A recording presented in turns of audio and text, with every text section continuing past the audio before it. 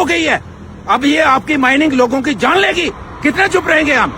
आज हम हमारे बिट्टा सिंह जी हैं, जिनकी बेटी अनीता चंद रोज पहले जिसकी इस तवी में डूबने से डेथ हुई है, तो उस समय हमें भी लगा कि शायद ये जानवरों के साथ इसकी ड्यूटी थी और उसकी वजह वो पानी पिलाने के लिए जानवरों को यहाँ लाई थी तवी में, और गलती से बच्ची इसमें डूब गई है। लेकिन जब उनके घर में गए, गांव में लोगों से बात की, पता चला कि माइनिंग का फॉल्ट था और माइनिंग की वजह से ये जो प्लेन एरिया था, बच्ची लगातार आना जाना था, लेकिन रात को माइनिंग हुई और जिसकी वजह से गड्ढा इतना गहरा हो गया कि बच्ची को लगा कि ये प्लेन ही होगा, और जब उसने पांव रखा तो बीच गड्ढे में चली गई और जिसकी वजह से उसकी बच्ची की मृत्यु हो गई। और वो इतनी इंटेलिजेंट बच्ची थी, मेरिटोरियस बच्ची थी, ग्रेजुएशन, और उसके घर की हालत देखेंगे, उसके फादर की हालत देखेंगे, किन हालात में उसने अपनी बच्ची को पढ़ाया होगा, किन मुश्किलातों में उस बच्ची को ग्रेजुएशन कराई होगी।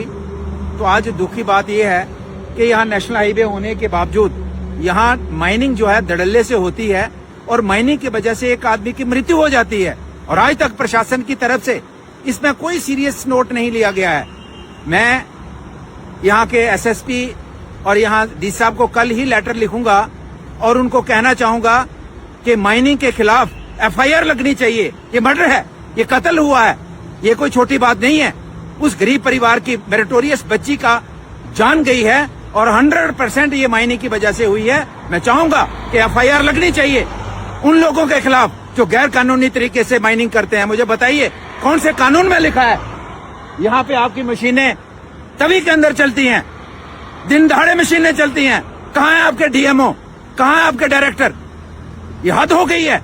अब ये आपकी माइनिंग लोगों की जान लेगी, कितने चुप रहेंगे हम। इसलिए मैं कहना चाहूंगा माइनिंग डिपार्टमेंट को कि आज के बाद, मुझे लगातार लड्डन के एरिया है, वहां से टेलीफोन आते हैं कि उस एरिया में आपकी माइनिंग रात को होती है, लोग सो नहीं सकते हैं, आपके सेटिंग करके चुप करके बैठ जाओगे।